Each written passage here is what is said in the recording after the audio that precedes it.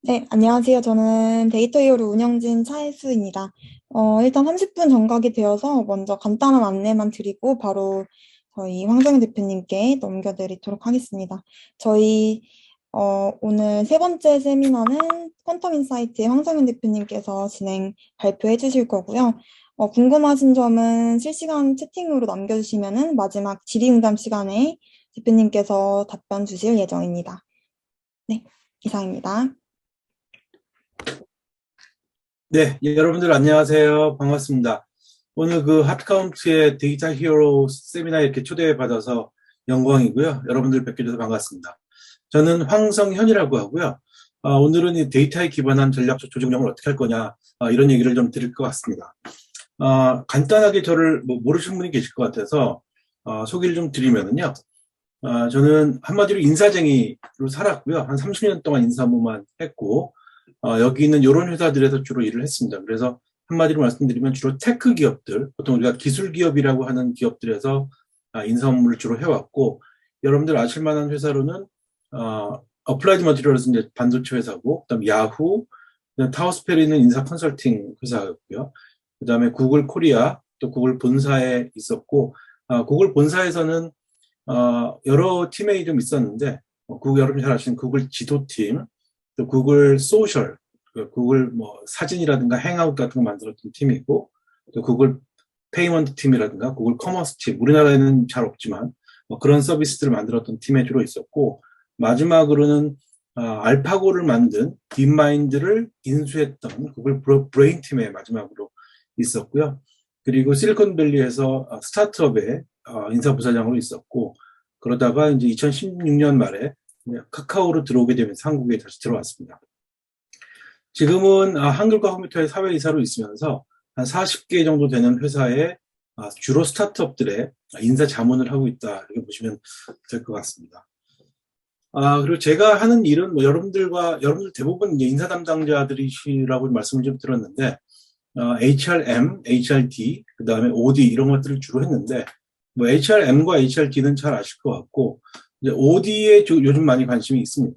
제가 전공한 것도 이 밑에 있는 학교, 즉 케이스 웨스턴 리저브라는 학교에서 긍정 조직 개발을 전공을 했는데요.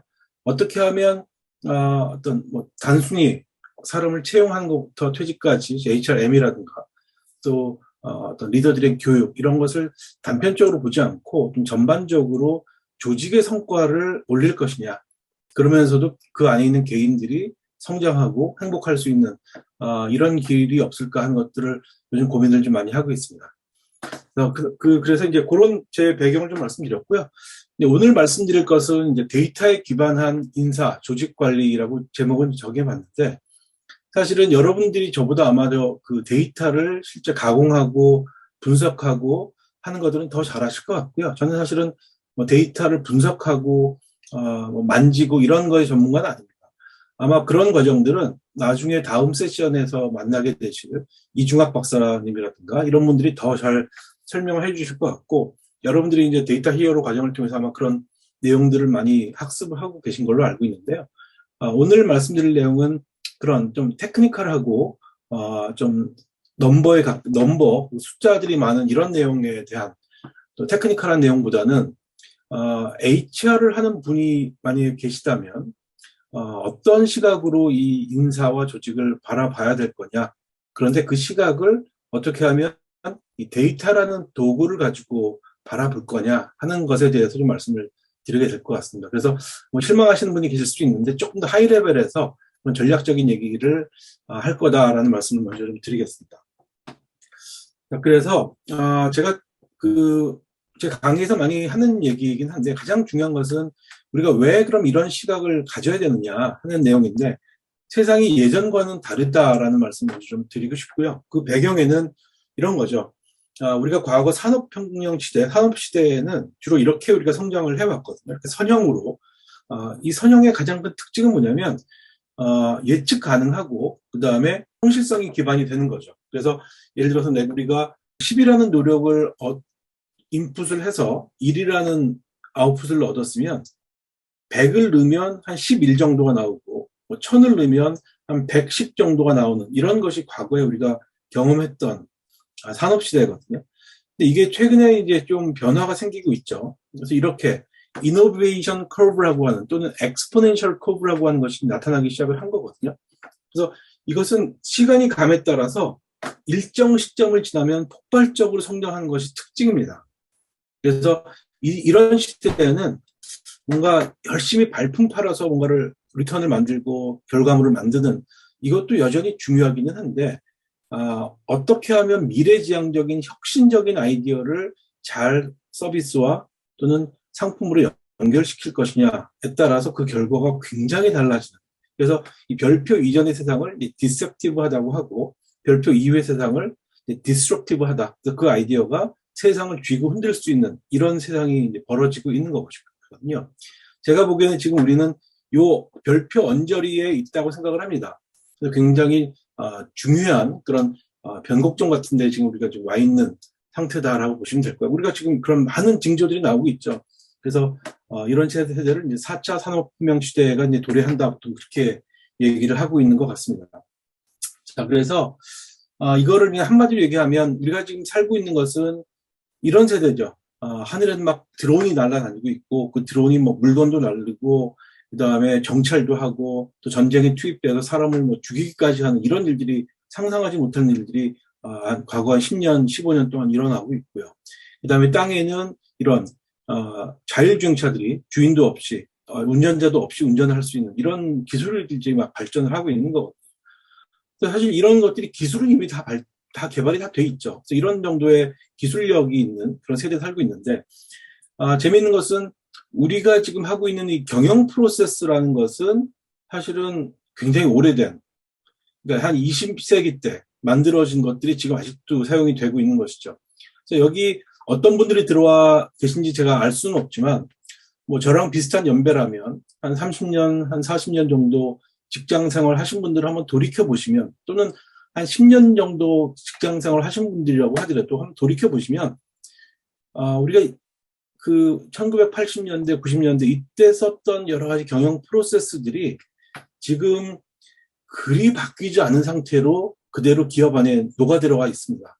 사실 제가 예전에 93년도 전 입사를 했는데 그때 봤던 어떤 회계 원칙, 마케팅, 재무, 인사 이런 것들이 프로세스가 거의 바뀐 게 없습니다.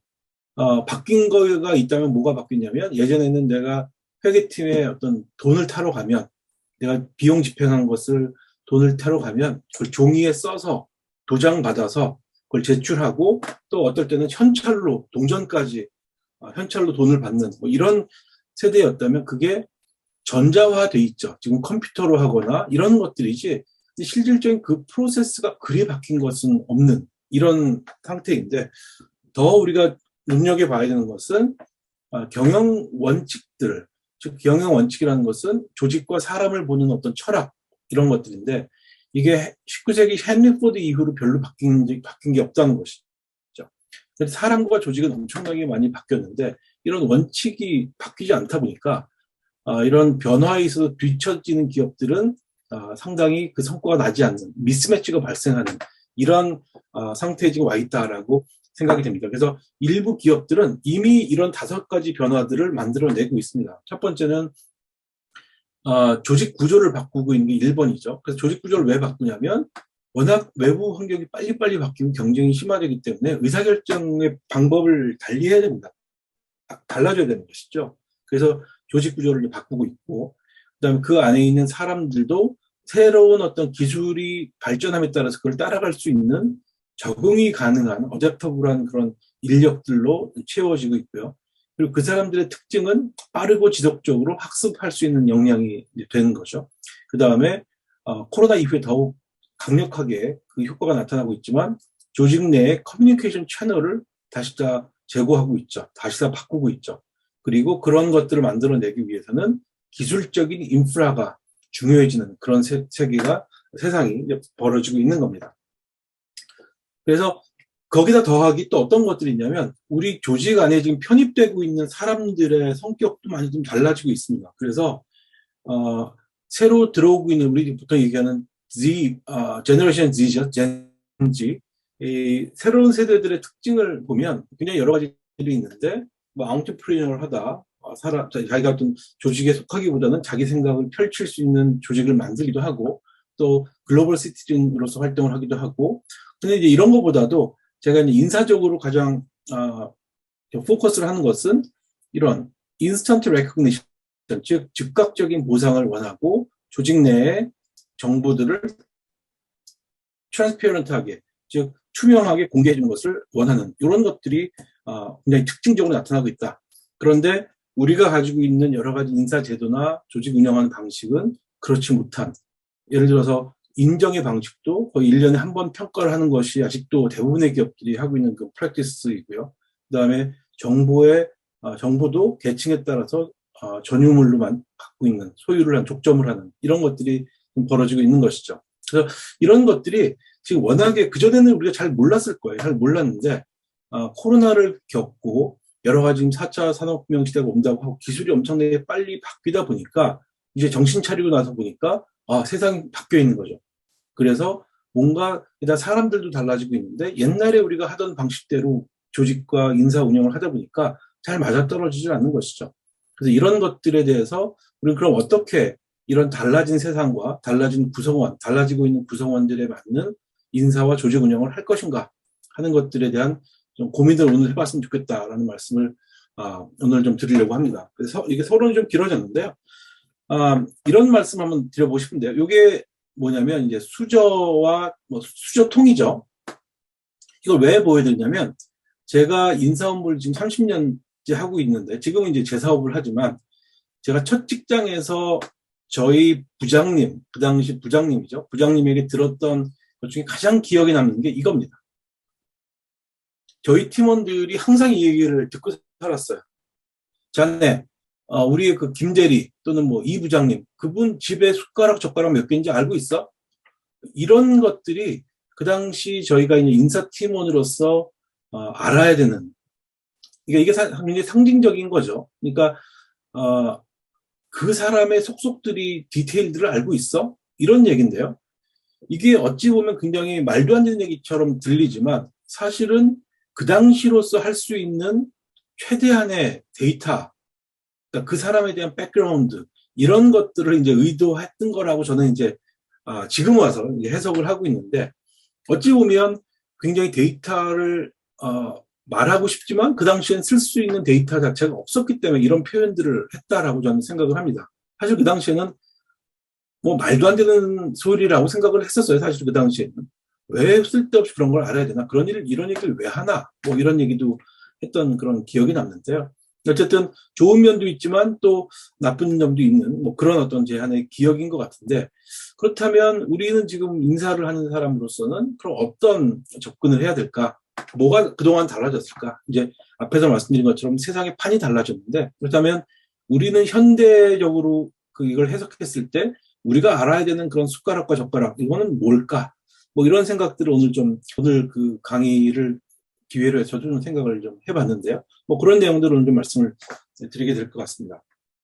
자, 그래서, 어찌 보면 이 코로나라는 어떤 기회 때문에 우리가 기존에 갖고 있었던 그런 인간에 대한 시스템, 휴먼 시스템을 뭐 제고할 수 있는 그런 좋은 기회가 되고 있다. 이런 생각을 좀 하고 있고요. 그래서 인사나 조직 관리도 이제 새로운 세상에 맞춰서 변화해야 될 때가 온 것 같다.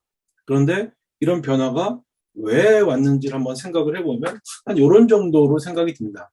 근데 일단은 앞에서 그 도표에서 말씀드렸던 것처럼 기술이 굉장히 빨리 변하고 있죠. 우리가 정말 과거에는 생각하지도 못했던 그런 변화들이 뭐 1년 사이에 이루어지기도 하고, 엄청난 우리가 생각하지 못했던 그런 기술의 어떤 그 발전, 이런 것들을 우리가 좀 경험을 하고 있는 것이죠. 그다음에 경쟁도 굉장히 무한 경쟁으로 들어가는 그런 세상이 벌어지고 있고, 또 한 가지는 Gen Z, 아까 말씀드렸듯이 제너레이션 Z가 이제 우리 사회에 또 기업에 편입이 되고 있는, 이런 것도 굉장히 큰 변동사항이 되는 거고, 그다음에 최근에 이제 스타트업에 있는 분들은 많이 느끼시겠지만 War for Talent, 즉 인재 경쟁이 지금 벌어지고 있는 거거든요. 그다음에 많은 기술 기업들이 가장 고민하는 것 중에 하나가 이제 리텐션. 이렇게 War for Talent를 거쳐서 어렵게 모신 우리 그 인재들을 어떻게 리텐션 할 거냐, 이런 것들이 지금 우리가 지금 해야 하는 인사와 조직 관리에 저는 직접적인 영향을 미치고 있다라고 생각을 합니다. 그래서 이런 것들에 따라서 그런 인사와 조직 관리의 방향을 미리 좀 손을 보고 확보화시키고 이런 기업들이 많이 있죠. 근데 이제 그런 기업들이 보통 이제 어디 있냐면 실리콘밸리에 많이 있죠. 그래서 실리콘밸리에 있는 기업들이 어떤 식의 인사와 조직 관리를 했는지를 오늘 조금 소개를 드리고 그 관점에서 그런 어떤 과정에서 데이터는 어떻게 쓰이고 있는지 이런 말씀들을 좀 제가 실제 경험했던 사례들 위주로 말씀을 드리려고 합니다. 그래서 그 전체적인 그런 어떤 큰 트렌드의 흐름을 한 장으로 정리를 한 건데요.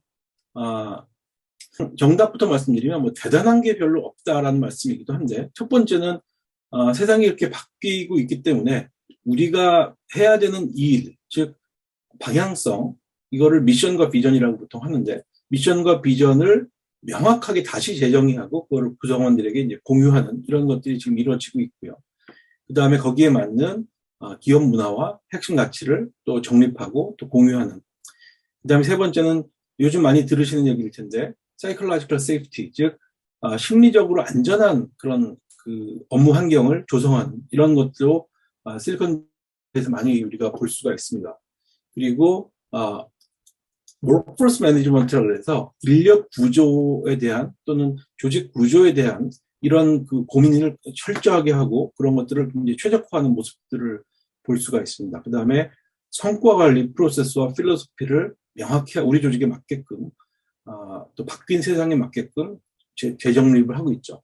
그 다음에 핵심 인재들을 둘러싼 탤런트 매니지먼트 이런 어떤 프로세스도 이루어지고 있는데, 제가 이 전체에서 가장 강조드리고 싶은 것은 이 모든 움직임들이 데이터를 기반으로 해서 움직이고 있더라. 즉 이제 사람과 관련된 그런 의사결정 이런 것들이 과거에는 감으로, 야 사람을 어떻게 알아? 10길 물속은 알아도 한 길 사람 속은 모르냐고, 어떻게 사람을 알아? 그거 그냥 감으로 하는 거 아니야? 뭐 많이 만나보면 아는 거 아니야? 이런 것들이 인사에서 많이 이루어졌었는데, 그 앞선 기업들, 즉 선진적인 인사와 조직을 운영하는 것들은 최대한 우리가 활용할 수 있는 데이터를 기반으로 한 그런 의사결정, 그리고 사람에 대한 의사결정, people decision마저도 최대한 데이터를 기반으로 하더라라는 것들이 공통적으로 나오고 있다라는 말씀을 드리겠습니다.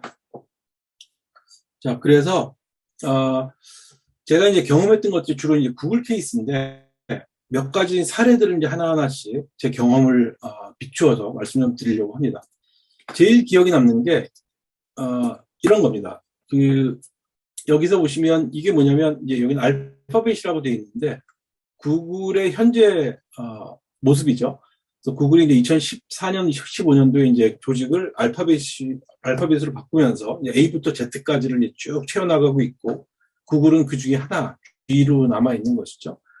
근데 이 기업에 제가 이제 있었던 게, 저는 이제 2007년도에 이때 이제 입사를 했고, 이 정도의 이제 회사를 나오게 됐는데, 재밌는 것이, 어떤 말씀을 드리려고 하냐면, 요 정도, 여기 보면 약간의 이제 그 드랍이 생기거든요. 이게 주가 곡선인데, 주가 곡선이 한번 이렇게 꺾입니다. 이때가 언제냐면, 리만 사태죠. 그래서 경제 위기가 오고, 굉장히 전 세계가 굉장히 어려워하던 그런 시기였던 거죠. 근데 이제 이 이후를 보면 약간의 드랍이 생겼다가 또 회복이 됐다가 다시 올라가는 이 트렌드를 반복하지만, 전체적인 트렌드를 보면 지속적으로 지금 한 15년간 우상향 곡선을 그리고 있고, 아주 최근에 좀 떨어지는 모습을, 전체적인 경기가 좀 하락하면서 겪고 있긴 하지만 전체적으로는 계속 우상향을 그리고 있는 것을 볼 수가 있죠. 근데 이게 어떻게 만들어진 거냐를 우리가 생각해 볼 필요가 있는데, 제가 여기 2008년도, 9년도 사이에 이제 경험했던 리만 사태 때를 한번 말씀드리면, 이제 리만 사태가 이제 터지고 나서 그 이후에 이제 경제가 어떻게 될 건지를 예측하는 것이 모든 기업들의 이제 과제였는데, 구글 같은 경우에는 그런 어떤 그 탄탄한 분석이 나오기 이전에 여기는 전 세계에 있는 그 빅데이터를 다 갖고 있는 기업이다 보니까 이 전 세계 경제 트렌드를 미리 예측을 한 겁니다.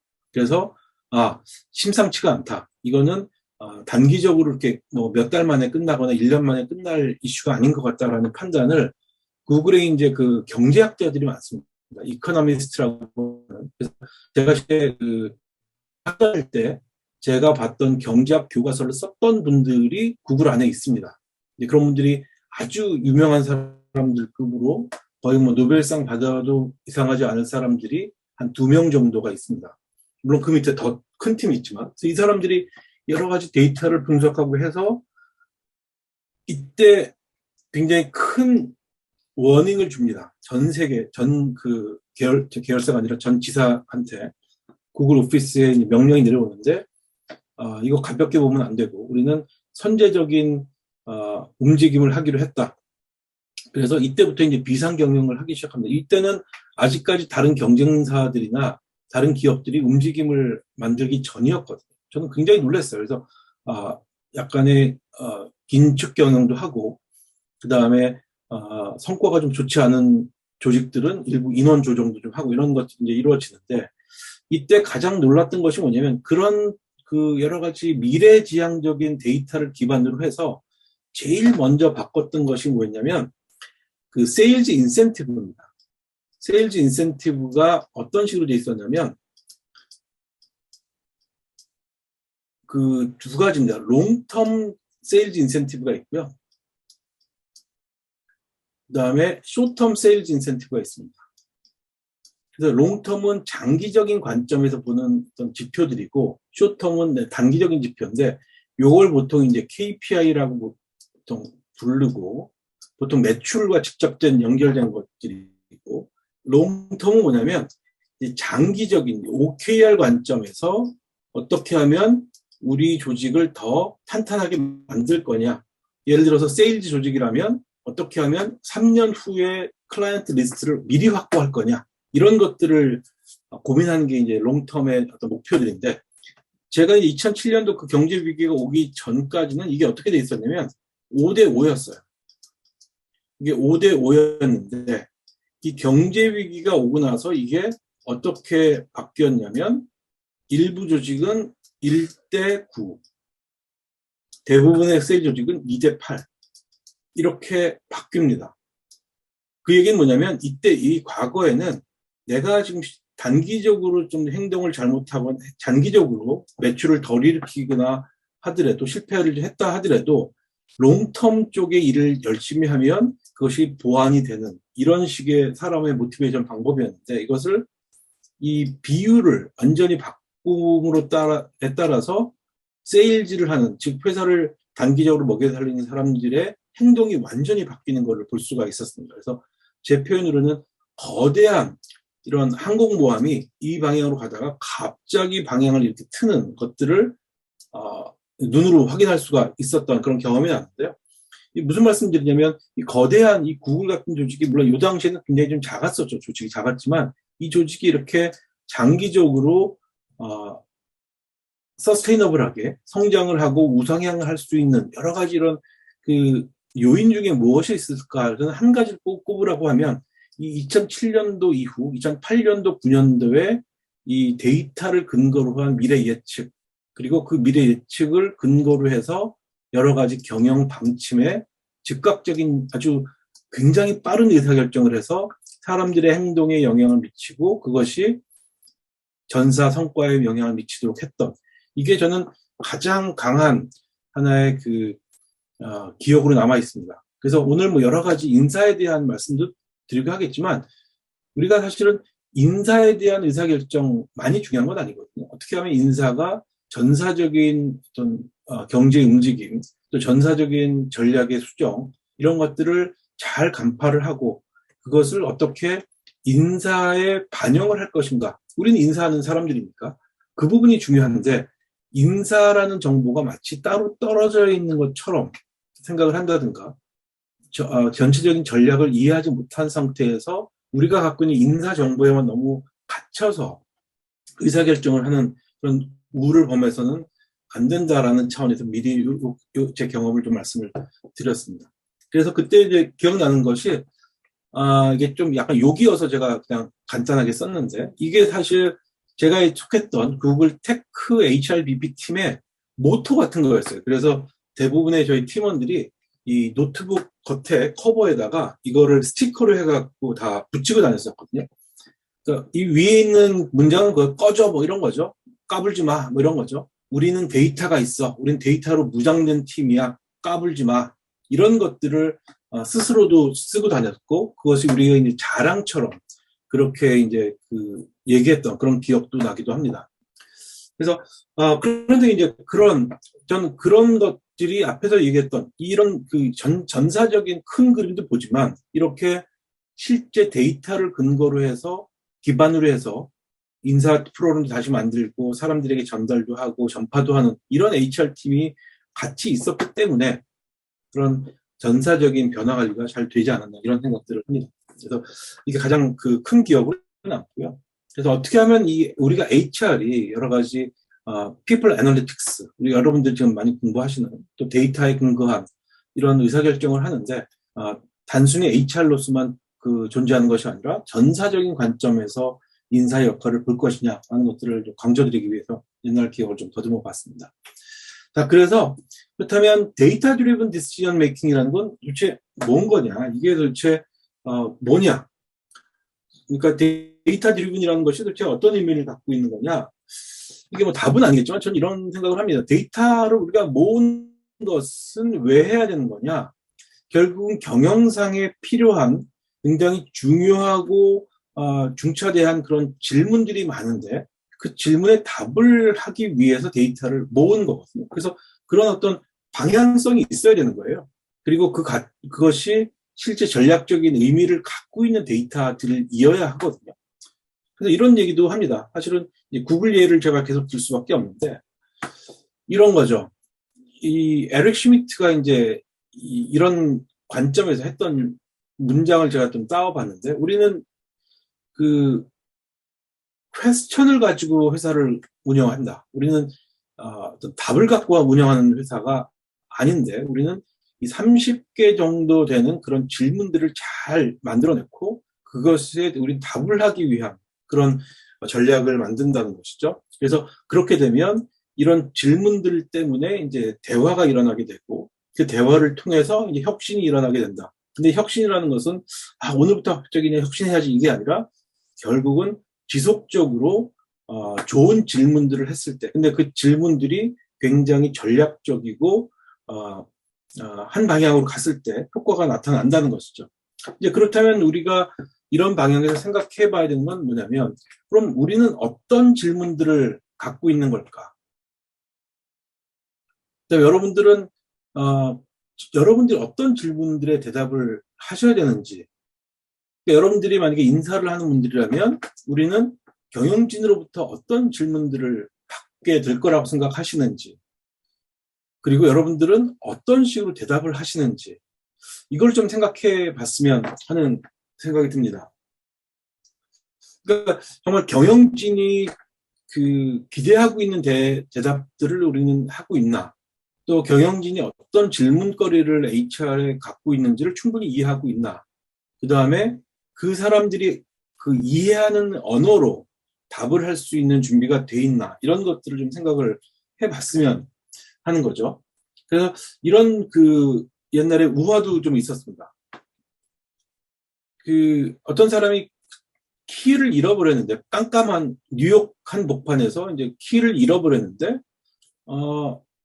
경찰이 이제 와서 이제 보니까 어떤 사람이 이제 이 가로등 밑에서 뭔가를 막 찾고 있는 거예요. 그래서 경찰이 가서 당신 뭐 하십니까? 그랬더니 키를 잃어버려서 키를 찾고 있습니다.라고 했더니만 근데 당신 그러면 이 가로등 밑에서 키를 잃어버리셨어요? 했더니만 아니 그게 아니라 난 저쪽 두 블락 밖에서 잃어버렸다. 근데 왜 여기서 찾고 있어요? 그랬더니 거기는 어두워서 못 찾겠고 여기가 불이 있어서 여기서 지금 찾고 있는 이런 얘기를 했다는 그런 이제 그 우화 같은 게 있는데 이게 사실 웃긴 얘기 같지만 사실은 많은 경우에 이런 일들이 현업에서 많이 벌어집니다. 실제 예를 들어서 우리가 해야 되는 일은 진짜 답을 찾는 건데 데이터가 중요하다는 이유로 데이터만을 보고 게다가 우리가 쓸 수 있는 데이터, 그 제한된 데이터만을 보고 그 안에서 답을 찾는 이러한 반대적인 또 실수도 많이 한다는 것이죠. 그래서 진짜 고민을 하고 우리가 만들어내야 되는 답을 해야 되는 질문에 대한 답을 찾기 위해서 고민을 해야 되는데 어떨 때는 우리가 데이터에 갇히는 그런 실수도 동시에 하고 있다라는 생각이 좀 듭니다. 오늘 뒤에 여러 가지 사례들을 말씀드릴 텐데 더 중요한 것은 그런 질문에 우리가 정말 전략적인 질문이 무엇인지를 이해할 수 있어야 되고 그 전략적인 질문에 대한 답들이 정말 컨텍스트에 맞는 그런 답들이어야 된다. 그래서 그러니까 데이터에 기반한 어떤 의사결정이나 분석이라고 하더라도 그 데이터가 올바른 데이터가 아니거나 아니면 그 데이터가 모여있는 곳이 우리가 진짜 문제가 있는 곳이 아닐 가능성이 있다는 것도 우리는 비판적으로 항상 생각을 해야 된다라는 말씀을 좀 드립니다. 그 하나의 유사한 예로 이런 거죠. 우리는 진짜 우리가 대답하고자 하는 그런 맞는 데이터가 있는 거냐. 이거를 하나의 예를 들어드리면 이런 거죠. 저는 그 목표라는 것이 사람 행동에 굉장히 큰 영향을 미친다고 생각을 하거든요. 그래서 우리 아까 이제 에릭 슈미트가 얘기했던 것처럼 중요한 질문을 한다. 근데 중요한 질문을 한다는 것은 팀으로 따지면 한 조직으로 따지면 목표하고도 굉장히 관련이 있다고 생각을 합니다. 너한테 중요한 게 뭐냐? 이런 질문이겠죠. 그럼 우리는 나한테 중요한 것이 어떤 것인지를 응답할 수 있어야 되고 그게 왜 중요한지를 답할 수 있어야 되고 그 다음에 그게 현재 어떤 상태인지를 보여줘야 현재 문제가 뭔지를 알 수 있을 거거든요. 즉 문제라는 것은 우리가 가야 되는 하나의 지점이고 현재 상태가 이런 정도 수준이라면 이 갭이 결국은 문제의 크기라고 저는 생각을 하거든요. 그렇기 때문에 우리가 어떤 방향을 지향하느냐, 어떤 것이 우리의 목표이냐도 굉장히 중요해지는데 이런 예를 한번 들어볼게요. HR팀의 KPI는 어떤 것들이 되어야 될까요? 혹시 채팅방에 답을 좀 해줄 수 있을까요? 오늘 답을 가장 많이 맞추시거나 질문을 가장 많이 하시거나 이런 분들은 나중에 운영진과 합의를 저희가 선별을 해서 제가 나중에 밥을 한번 사도록 하겠습니다. 인사팀의 KPI는 어떤 것들일까요?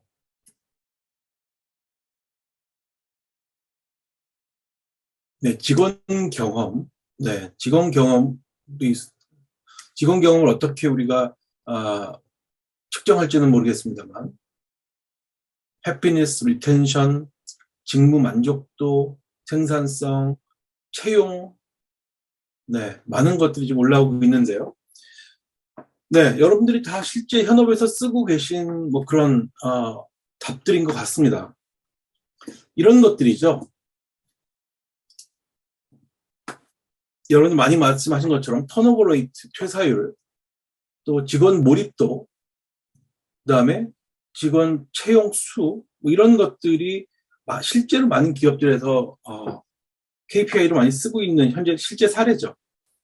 그런데 예를 들어서 만약에 KPI가 실제로 이렇게 HR팀에 주어졌다고 하면 그럼 이제 우리는 여기에 관련된 데이터들을 모으겠죠.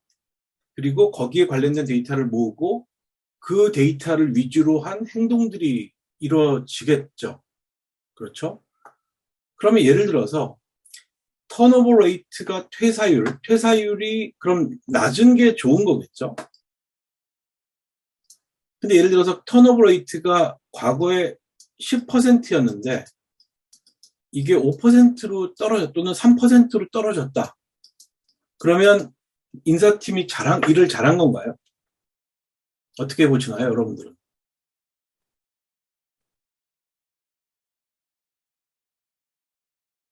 만약에 인사팀이 아니신 분 있으면 한번 의견을 들어볼까요?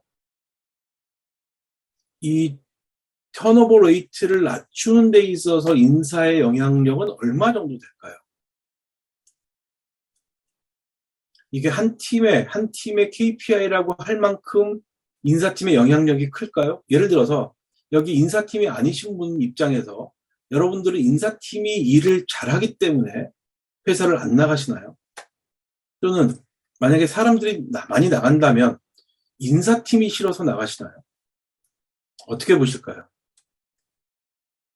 자, 좀 쉽게 얘기하면 이 퇴사를 하지 않는 결정, 회사의 로열티를 발생시키는 것은 인사팀이 일을 잘해서라기보다는 여러분들 같이 현업에 계신 조직장, 이분들이 실제 내 팀원들과 같이 피땀 흘려가면서 고생도 하고 어떨 때는 밤새도록 술도 마시고 또 어떨 때는 그만둔다고 하면 그 사람 집에 찾아가서 재수 씨한테 가서 빌기도 하고 이런 결과로 나타나는 게 퇴사율입니다. 그런데 우리가 이런 어떤 전체 컨텍스트를 제대로 이해하지 못하면 그냥 사람이니까 또는 KPI는 수치에 가까워야 되니까 퇴사율 또는 직업 몰입도, 여러분들이 인사팀이 열심히 일을 잘하면 직업 몰입도 높아지나요? 그렇지 않을 가능성이 있는데 제일 정말 재미있는 것은 이런 것들에 엄청나게 중요한 영향을 미치는 이런 KPI나 이런 평가에 대한 지표 이런 것들이 그렇게 고민이 없이 되는 가능성이 높다는 거죠. 그런데 그 상태에서 우리가 분석을 한다고 해서 HR팀의 어떤 생산성과 효과성을 분석하기 위해서 턴오버 레이트를 아무리 우리가 잘 데이터로 갖는다고 해서 그게 정말 인사 또는 조직의 효과성을 향상시키는 데 도움이 되는 거냐? 오히려 잘못된 행동을 할 수 있다는 거죠. 예를 들어서 저는 이제 그 전에 카카오에도 있었고 뭐 구글도 있었고 하지만 어느 일정 수준 이상의 직급이 되면 예를 들어 CHRO다 하게 되면 이 직원이 나간다고 했을 때 카운터 오퍼를 할 수가 있습니다. 예를 들어 직원이 와가지고 저 네이버 가겠습니다. 왜 가려고 하시나요? 지금 카카오에서는 예를 들어서 5천만 원을 받는데 네이버에서는 7천만 원 준답니다. 나가야겠습니다. 그러면 만약에 그 우리 회사 전체 퇴사율이 우리 팀 전체의 인센티브라든가 또는 저의 인센티브라든가 저의 승진 이런 것에 만약에 결정적인 영향을 준다고 하면 저는 어떤 행동을 해야 될까요? 그 사람이 나가도 되는 사람이 있지만 그 사람을 잡기 위해서 카운터 오퍼를 하겠죠. 우리는 9천만 원 줄게 좀 남아. 근데 그게 저라는 사람이 나쁜 사람이 아닌 거죠. 왜냐하면 회사는 그것을 KPI로 줬기 때문에. 그러니까 직장인이라는 것은 KPI가 정해지게 되면 그 방향으로 열심히 달리게끔 돼 있거든요. 그렇기 때문에 KPI나 이런 우리가 지금 보고자 하는 아까 이제 에릭 슈미트가 얘기했던 그 important question 자체가 잘못되게 되면 아무리 좋은 데이터고 우리가 정말 통계를 잘 돌리고 리그레션 어널리시스 하고 해도 오히려 잘못된 길로 갈 가능성도 있다는 것이죠. 그래서 물론 people analytics나 이런 데이터 기반한 그런 여러 가지 노력들도 굉장히 중요한데 그 전 단계에서 우리가 맞는 전략적인 고민, 맞는 방향에 대한 생각 이런 것들이 우선시돼야 되는 것이 더 중요하다라는 말씀을 드리기 위해서 하나의 말씀을 드렸습니다. 그래서 쉽게 얘기하면 아시는 분들 계시겠지만 GIGO, 즉 garbage in, garbage out이거든요. 쓰레기를 넣으면 쓰레기가 나오게 돼 있는 것이죠. 그래서 우리가 이제 인사 데이터에 대한 분석 얘기를 하는데 그 안에 있는 그 데이터가 어느 정도 정제돼 있고 어느 정도 신뢰할 수 있을 만한 데이터이냐 하는 것을 이해하고 그 부분을 우리가 개선하는 것도 굉장히 중요할 수가 있는 것이죠. 그래서 정제돼 있지 않은 데이터를 통계적으로 잘 분석하면 맞는 방향이 나오겠는가 하는 것에 대한 이해도 여러분이 통계적인 분석 기술을 계속 단련하고 학습하고 하는 것도 굉장히 중요한 부분이 있지만 그 전 단계에서 아까 처음에 말씀드렸듯이 전략에 대한 이해와 right question을 하는 것도 굉장히 중요하고 그 다음에 우리가 가지고 있는 그 데이터의 credibility 이게 얼마만큼 신뢰할 수 있는 데이터냐 그리고 우리는 충분한 데이터를 확보하고 있느냐 하는 것들을 보는 것도 굉장히 의미가 있다는 말씀을 다시 한번 강조를 해드립니다.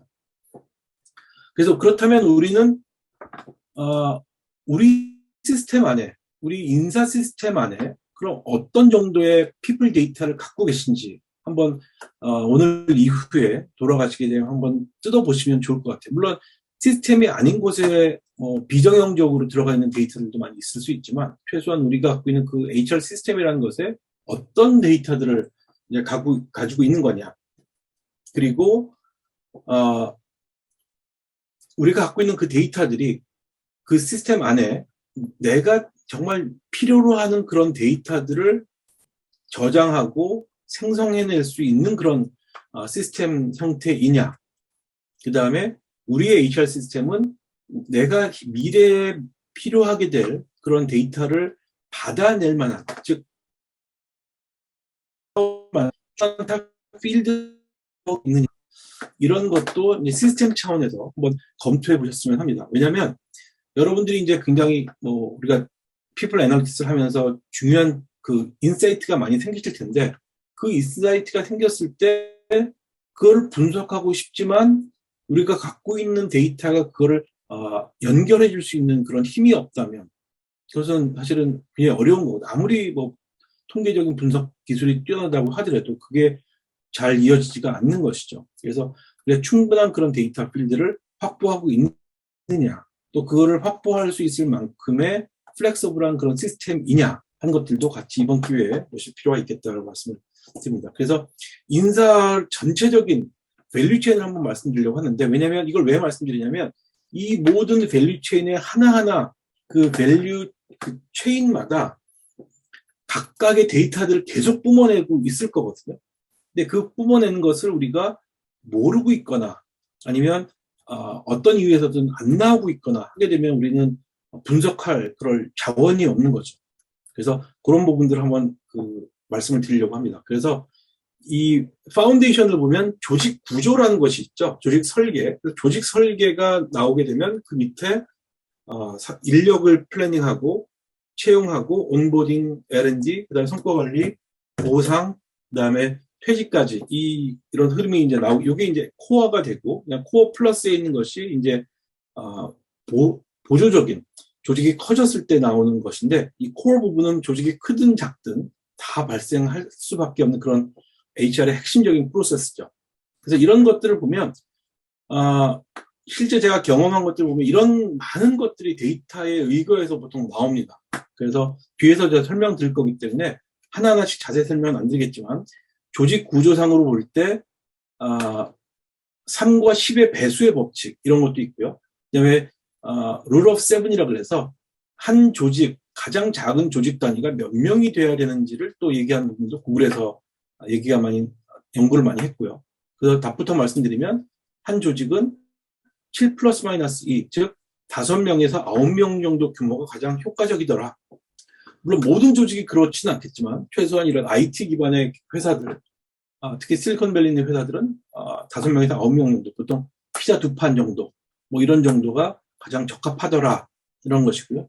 근데 구글의 가장 시그니처 같은 거지만 이제 구글 가이스트라는 어떤 서베이와 또 피플 애널리스트, 파일랩의 어떤 프랙티스들, 그 다음에 구글 테크팀의 리소스 매니지먼트 시스템이랄까, 또 오늘 뒤에서 말씀드릴 리텐션 포캐스팅, 즉 퇴직 예측 시스템, 프로젝트 옥시전, 프로젝트 아리스토텔레스, 프로젝트 빅뱅, 그다음에 피어 피드백, 피어 선정 방식 이런 것들이 실제 현업에서 아주 쉽게 운영이 됐던 데이터 관점에서의 어떤 원칙들이다 이렇게 말씀을 하나씩 또 쪼개서 보시도록 하시죠.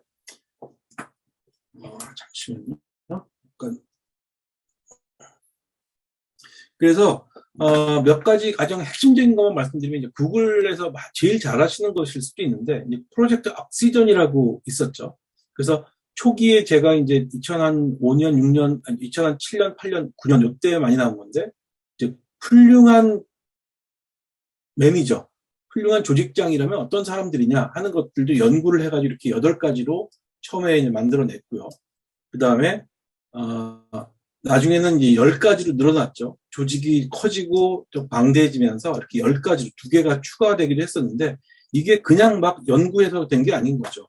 여기서도 보면 여러 가지 매니저들의 그 어떤 성과 데이터들, 그 다음에 UFS라고 해서 Upward Feedback Survey 결과를 가지고 또 통계적으로 돌려보고 또 구글 가이스트라고 하는 구글의 그 인플로이 서베이죠. 인플로이 서베이 결과, 그 다음에 그 안에서 나타난 피드백들, FGI 이런 것들을 굉장히 많이 정성적인 것과 정량적인 것들을 다 아우러서 이렇게 10가지의 하나의 테마를 만들어낸 것이죠. 근데 여기서도 볼 수도 있듯이, 이 효과적인 또는 굉장히 훌륭한 people analytics라는 것은 단순히 데이터만 잘 가공해서 통계적으로 돌린다는 것을 뜻하는 것이 아니라 본인들이 가지고 있는 조직에 대한 관점, 그리고 이 조직에 대한 관점을 가지고 여러 가지 가설들을 세우고 그 가설들을 증명해낼 수 있는 데이터들을 확보를 하고 그것을 여러 가지 또 정량적인 방법들을 통해서 확인해 가고 그것을 다시 경영진과 또 스테이크홀더들하고 맞춰가는 이런 작업을 통해 가지고 이렇게 이론화돼서 나온 거거든요. 그래서 그런 것들이 진정한 people analytics의 구글 같은 그런 방대한 people analytics 조직이 하고 있는 그런 프랙티스의 가장 좋은 사례다라고 말씀을 드리겠습니다. 그래서 이거는 프로젝트 아리스토텔레스죠.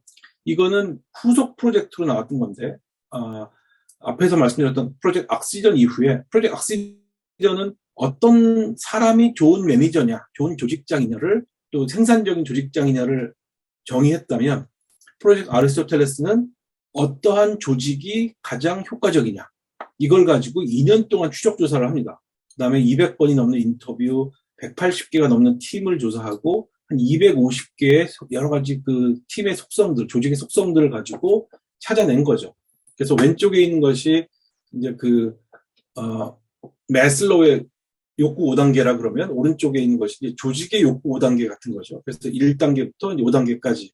이것도 역시 여러 가지 연구를 했지만 그냥 산술적으로 어떤 숫자의 어떤 넘버를 가지고 통계적으로 분석한 게 아니고요.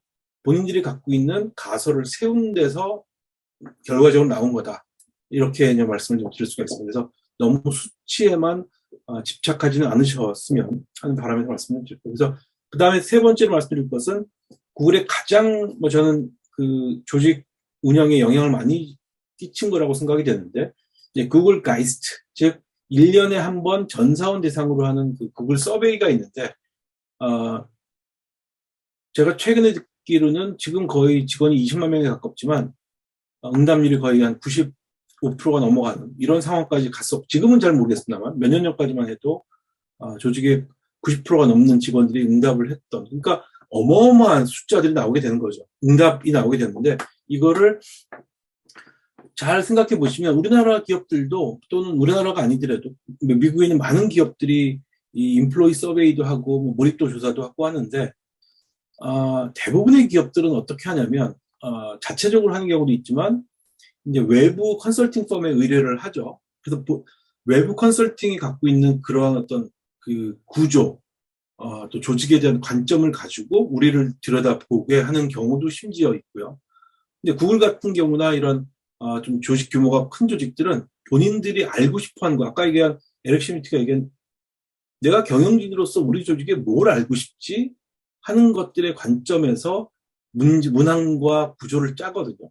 그 구조를 짠 다음에 우리가 그 매해 그 한 100개 정도 문항 또는 한 10개 정도 카테고리에서 어떤 응답들이 나오는지를 지속적으로 관찰을 하죠. 관찰을 해서 우리가 전사적으로 어떤 인터벤션을 했더니 이 영역이 좋아지는구나. 또는 이쪽 영역을 우리가 좀 방치했더니 이렇게 떨어지는구나. 이것을 우리가 실기를 했구나. 우리가 놓치고 있구나 하는 것들을 지속적으로 만들어내는 거죠. 근데 여기서 대단한 것은 그렇게 리포트를 만들어내고 또 회장한테 보고를 하고 이런 과정이 중요한 것이 아니라 이 데이터들을 각각의 그 아주 작은 소단위 팀까지도 내 팀원이 4명 이상이라면 모든 사람들이 리포트를 받게 되는데 그 리포트를 기반으로 해서 우리 조직이 왜 이런 결과가 나왔을까? 그리고 우리가 잘하는 것은 뭐고 또 그렇지 않은 것은 무엇인지 그 다음에 내년에 이 조직을 조금이라도 더 좋게 만들려면 어떤 부분에 자극을 줘야 될까? 이런 것들을 모든 매니저가 다 굉장히 깊게 고민을 한다는 것이죠. 그래서 깊게 고민을 하고 그걸 가지고 내 조직 구성원들에게 같이 실시간으로 공유를 하고 그리고 공유된 내용을 바탕으로 플랜을 세워서 내 상위 조직장과 계속 맞춰가고 그걸 1년 동안 트래킹을 합니다. 이런 작업들이 저는 굉장히 그 훌륭한 제가 봤던 것 중에 가장 좋은 프랙티스였다 이렇게 생각을 합니다. 그래서 그렇게 이제 생각을 하는데 되게 재밌는, 이건 제가 처음 공개하는 슬라이드인 것 같은데, 예전에 아마 아실 겁니다. 라슬로라고 하는, 라슬로 박이라고 해서 그 구글의 HR 헤드였죠. 그 구글의 아침을 자기가 시작한다. 그 노란 책을 쓴 사람인데, 그때 이제 그 라슬로가 했던 얘기가 뭐냐면, 우리가 어떤 식으로 HR을 더 발전시켜 나갈 거냐. HR 맨 밑에 있는 것처럼, 빨간색으로 되어 있는 것처럼, 그냥 일을 하는 거. 위에서 또는 우리 현업에서 뭐 해달라 그러면 해주고, 그 다음에 그거를 다음 단계는 이제 커스터마이제이션 해주고, 그 다음에 그 위로 가게 되면 저 사람들이 기대하지 않았던 것조차도 해주는, 그 다음에 완전히 열반의 단계로 들어가서 그냥 모든 것이 자동으로 탁탁탁 되는, 이런 것들로 우리가 결국은 진화해야 되는데, 그렇게 하기 위해서는 데이터가 필요하다. 이런 것들이 이제 얘기했던 그런 기업도 납니다. 그래서 이런 어떤 배경을 가지고 이제 시간이 좀 많이 지나긴 했는데, 분야별로 하나씩을 좀 소개를 좀 드리려고 합니다. 워낙 좀 내용이 많긴 한데, 그래서 아까 처음에 말씀드렸던 대로 이 인사 전반적인 흐름에 따라서 한번 말씀을 드리면, 제일 첫 번째 단계가 이제 조직 구조죠. 이 조직 구조에서도 여러 가지 데이터를 통해서 검증해낸 것들이 있는 겁니다. 그래서 multiples of 3 and 10이라는 것은 조직 구조가 1명, 3명, 10명, 30명, 100명, 300명, 1000명, 3000명, 10,000명. 이걸 지나갈 때마다 조직에는 변곡점이 오더라. 그리고 그때그때마다 굉장히 새로운 관리 방법이 필요하다. 그렇기 때문에 3회, 우리가 지금 만약에 10명이라면 30, 100, 즉 한 10배 정도의 준비를 미리 해야 된다. 이런 것들이 이제 이론으로 정립이 된 거고요. 그 다음에 룰 오브 세븐 앞에서도 말씀드렸듯이 한 조직의 가장 효과적인 사이즈는 한 5명에서 9명 사이이다. 이런 것들이 여러 가지 연구를 통해서 검증이 됐다라고 볼 수가 있고요. 그 다음에 workforce planning, 즉 조직이 꾸려지게 되면 그 안에 있는 구성원을 몇 명을 필요로 한 거냐. 우리가 2022년에 100명인데 2023년이 되면 몇 명이 필요한 거냐. 이런 것들을 미리 예측을 해야 되거든요. 근데 그거를 잘 못하기 때문에 경영이 효과성이 떨어지는 것이죠. 그래서 구글 같은 경우가 굉장히 잘하는 것은 인원이 벌써 거의 20만 명에 가깝지만 거기는 주로 개발자와 기획자와 디자이너가 가장 핵심적인 펑션인데 이 각 세 개의 펑션별로 비율이 얼마가 적당한지가 다 나와 있습니다.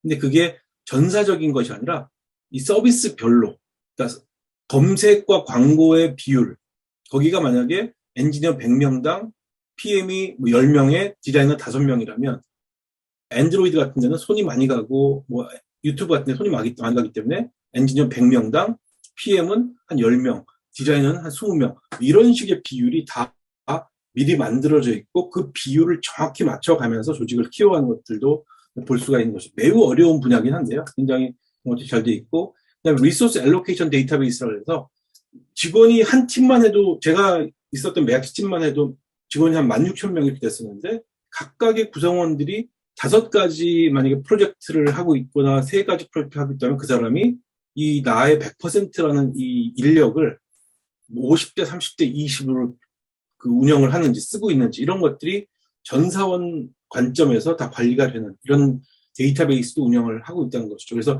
우리가 남는 인력은 어디에 있는지, 또 부족하거나 잉여 인력은 어디에 있는지 이런 것들도 실시간으로 파악할 수 있는 그런 시스템이 갖춰져 있다는 것이고요. 그 다음에 리크루팅이 사실은 데이터의 보고입니다. 가장 많은 데이터가 나오는 것이 리크루팅일 수 있는데요. 리크루팅의 KPI를 뭐로 설정하느냐가 굉장히 중요합니다. 여러분들도 아마 리크루팅 하시는 분들 계실지 모르겠지만 리크루팅에서 어떤 KPI를 주느냐. 아까 이제 인사팀 KPI 얘기도 했지만 거기서 가장 중요한 것은 이겁니다. 이건 뭐의 약자냐면 이 time to hire라고 해서 사람을 한 명 채용하는데 도대체 며칠이 걸리는 거냐. 이것이 굉장히 중요합니다. 그 다음에 이 사람이 입사하는 과정에서 그 캔디데이트들한테 단계별로 계속 서베이를 합니다. 입사 지원했을 때 한 번 하고, 그 다음에 회사 인터뷰 한번 하러 왔을 때 하고, 그 다음번 인터뷰하러 또 하고, 그 다음에 완전히 오퍼레이터 받았을 때 또 한 번 하고, 계속적으로 그런 데이터를 뽑아내도록 하는 장치들 다 걸어놓죠. 그래서 어떻게든 이 인터뷰이, 즉, 우리 지원자 익스피리언스죠. 지원자 경험을 최극대화시킬 거냐 하는 것에 모든 것이 맞춰져 있습니다. 그 다음에 제가 입사했을 때만 해도 구글 같은 경우는 12번 인터뷰를, 한 번씩 12번을 했었고요. 그전에는 20번이었고, 그 다음에 한 2년 후에 8번으로 갔고, 그 다음에 4번으로 이제 줄어든 상태인데, 이게 그냥 줄은 것이 아니라 이 과정에서 여러 가지 데이터들이 나와서 인터뷰 방식을, 효과성을 늘린 거죠. 그래서 이제는 한 4번 정도만 보면 어느 정도 캔디데이트를 예측할 수가 있는 그런 방식으로 진화를 한 겁니다. 그 다음에 이 과정에서 각각의 인터뷰어들이 4명이면 그 사람들이 인터뷰 스코어들을 다 기록을 해야 되고요. 그 기록들이 남아서 나중에 어디까지 쓰게 되냐면 어떤 인터뷰 스코어를 보인 사람들이 이후에 성과를 잘 내는지 안 내는지 또는 일찍 퇴사하는지 그렇지 않은지 하는 것들도 예측할 수 있는 이런 것들이 나옵니다. 그게 바로 이제 인터뷰 스코어와 퍼포먼스 데이터 분석 이런 것들이 되겠고요. 또 재밌는 것 중에 하나는 만약에 제가 모 대학을 나왔는데 새로 입사하려고 하는 지원자가 저랑 같은 학교를 나왔는데 학교 다닌 시기가 겹친다. 그다음 같은 과다 하게 되면 그 구글의 리크루팅 시스템이 전 사원을 다 뒤져서 그런 사람을 찾아냅니다. 찾아내고 이 사람이 입사하기 바로 전에 최종 결정을 하기 전에 그 사람들에게 이메일을 뿌립니다. 뿌려서 이 사람 아냐? 이 사람에 대해서 어떻게 평가하냐? 그 전 직장에 있을 때 탑 10%였는지 25%였는지 아니면 50%였는지 아니면 바텀인지 이것들에 대한 의견을 들어서 최종 의사결정을 하는 이렇게까지도 데이터베이스가 구성이 되어 있는 거고요. 그 다음에 커리어에 대한 부분은 한 가지만 말씀드리면 이런 거죠. 내가 지금 HR을 하고 있는데 앞으로 내가 3년 후에 어떤 직무를 하는 게 가장 많은지, 케이스가 많은지. 그래서 내가 예를 들어서 HR을 하고 있는데 필요한 역량이 A, B, C, D인데 내가 만약에 총무 쪽으로 가고 싶다. 그러면 총무 쪽으로 가기 위해서는 A, B, F, G가 필요한데 그 갭이 무엇인지. 그래서 당신은 총무로 가기 위해서는 FG를 더 잘해야 돼. 그런데 이 FG를 잘하기 위해서 도와줄 수 있는 국내 이 사내 프로그램은 뭔지, 외부 프로그램은 뭔지, 또 멘토는 누가 가능한지 이런 것들이 데이터베이스 안에서 다 이루어질 수 있는 이런 것들도 역시 모든 것들이 데이터를 기반으로 해서 이루어지고 있다라는 말씀을 드리고요. 근데 퍼포먼스 매니지먼트 수준에서는 굉장히 재밌는 것 중에 하나가 아마 인사하시는 분들은 아시겠지만 이 동료 선정하는 것도 쉽지가 않거든요. 근데 여기는 어떻게 되어 있냐면 지금은 제가 잘 모릅니다만 제가 있었을 때만 하더라도 이 데이터베이스에서 동료를 선정을 해줍니다. 근데 어떻게 선정을 해주냐면 이 시스템에 있는 데이터를 기반으로 하죠. 당신이 가장 많이 톡을 주고받은 사람, 가장 많이 이메일을 주고받은 사람, 그 다음에 캘린더에 초대가 됐을 때 같이 초대받은 사람들, 그 다음에 사무실의 위치, 프로젝트의 성격, 이런 것들을 다 기반을 했을 때 아마 당신은 이 10명이랑 같이 일을 가장 많이 했을 거야. 그거를 시스템이 알려주고 그 안에서 내가 선정을 하고 매니저가 컨펌하는 이런 영역으로 되어 있고요. 그 다음에 나의 퍼포먼스 트래젝토리, 퍼포먼스가 어떤 곡선을 그리고 있는지 이런 것들을 계속 지속적으로 개인한테 알려줍니다. 그 다음에 캘리브레이션 커미티 또는 프로모션 커미티를 통해서 나의 상급자인 사람들이 실제 내가 코딩한 결과도 계속 보여주고, 그 다음에 프로모션 패킷, 내가 입사한 이후에 이제 승진을 해야 되는데 그 승진을 하기 위해서 어떤 점들이 더 보완되어야 되는지를 정량적인 것도 있지만 정성적인 것들도 포함해서 데이터화돼서 프로모션 커미티에서 이게 매니저와 개인까지 전달되는 것을 구현하고 있다. 이렇게 보시면 되겠고요. 컴펜세이션은 다 숫자기 때문에 훨씬 더 데이터 기반으로 많이 이루어지죠. 그래서 우리 회사가 얼마만큼 경쟁력이 있느냐, 즉 마켓이 여기에 100개 회사가 있다 그러면 우리 회사는 이 중에서 몇 번째로 경쟁력이 있고 싶은지, 우리는 90%를 타겟팅하는지 또는 마켓 미디언인 50%를 타겟팅을 할 건지 이런 것들도 전부 다 수치로 1년에 최소한 2번 정도 경쟁력 조사를 합니다.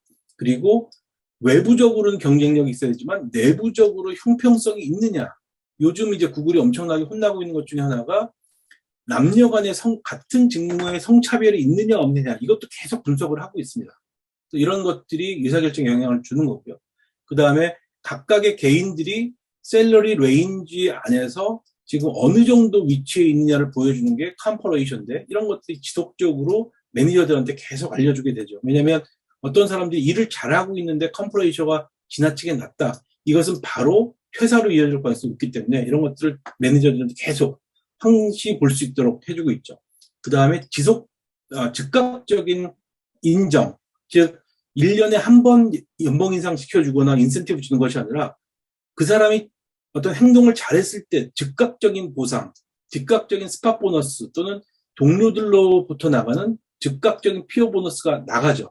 그래서 이 사람들이 1년에 한 번 평가받게 되면 사실 이 중간 과정이 다 무시되게 되거든요. 근데 이 사람을 우리가 잘하는 것을 그때 눈치를 채서 그 시점에 맞게끔 스팟 보너스와 피어 보너스가 나가게 되면 이 사람의 업무 흐름을 그대로 파악할 수가 있죠.